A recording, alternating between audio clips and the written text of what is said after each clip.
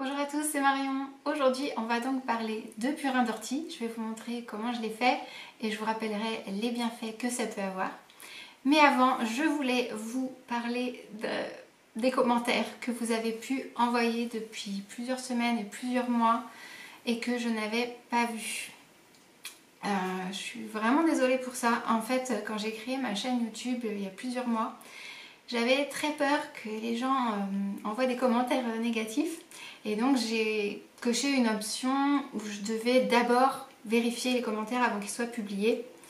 Mais ce qui s'est passé, c'est que je n'avais pas de notification quand je recevais un commentaire. Et c'est seulement en début de semaine qu'un gars m'a contacté via ma page Facebook en me disant qu'il avait essayé de me contacter via les commentaires, que ça n'avait pas l'air de fonctionner. Et donc je suis allée vérifier et j'ai vu qu'en effet il y avait près de 400 commentaires en attente. Donc je suis vraiment désolée. Certains d'entre vous ont peut-être dû se dire que j'étais snob de ne pas vous avoir répondu et c'est vraiment pas le cas, je suis navrée.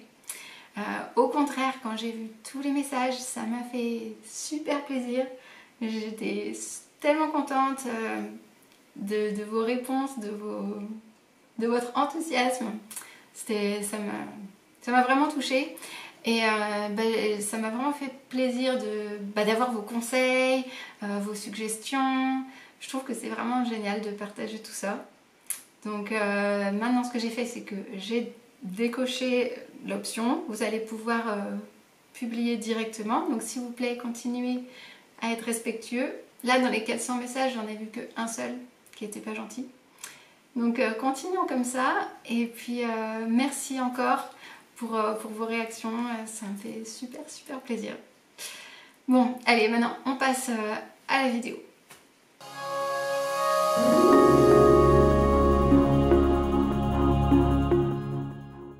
J'ai ramassé des orties les plus saines possibles, donc loin des pots d'échappement et des champs qui pourraient être traités par pesticides.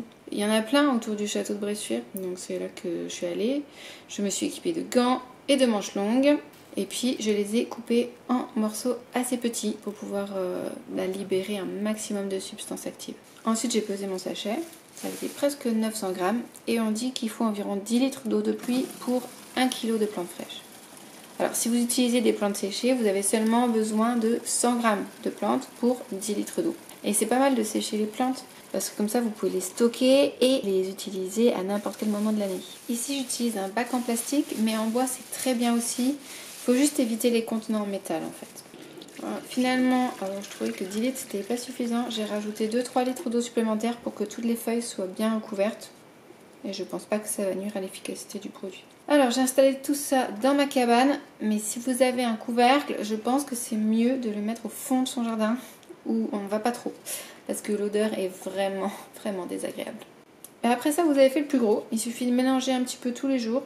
Il y a les bulles qui remontent à la surface et c'est signe que la fermentation se fait bien. Au bout d'une semaine, pour moi, il y avait presque plus de bulles, ça voulait dire que c'était prêt. Je pense que c'est allé vite parce qu'il faisait très chaud. Ça peut prendre 2 semaines si les températures sont plus fraîches.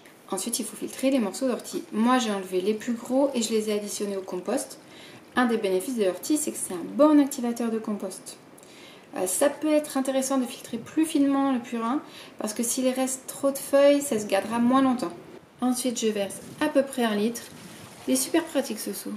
Bon, j'avais plus d'eau dans mon réservoir, alors direction la pompe commune. On a quand même plusieurs pompes sur le terrain, mais c'est quand même un peu embêtant de devoir marcher. Donc j'aimerais bien qu'il pleuve. J'ai commencé par en mettre au pied des tomates pour les booster, parce que c'est plein de minéraux et d'oligo-éléments. Et le lendemain, je me suis davantage concentrée sur les légumes feuilles, parce que l'ortie c'est surtout très riche en azote, qui est connu pour favoriser le développement des tiges et des feuilles. Donc les salades et les choux ont reçu une belle dose. On dit aussi que ça augmente l'activité microbienne dans le sol parce que ça apporte tout un tas de micro-organismes, de bactéries et d'enzymes. Et j'ai aussi un peu vaporisé les feuilles, c'est ce qu'on appelle la pulvérisation foliaire. Et là, il faut diluer non plus à 10% mais à 5%. Et il semblerait que cette technique protège particulièrement contre les pucerons et les acariens. Maintenant, il reste à stocker le reste du purin. Moi, je l'ai versé dans une bouteille en plastique de 5 litres et comme elle est transparente et que le mélange craint la lumière, et bien j'ai recouvert la bouteille avec un sac poubelle et j'ai déposé ça dans un coin de ma cabane. J'avais pas mis le fond du mélange quand j'avais transvasé, j'ai préféré le garder pour le mettre au compost. Et voilà, la boucle est bouclée. Voilà, j'espère que cette vidéo vous a plu. Je voulais juste rajouter par rapport aux commentaires que je vais vous répondre à chacun d'entre vous. Ça prendra peut-être un petit peu de temps, mais vraiment j'ai envie de le faire. Donc merci encore et passez une bonne journée.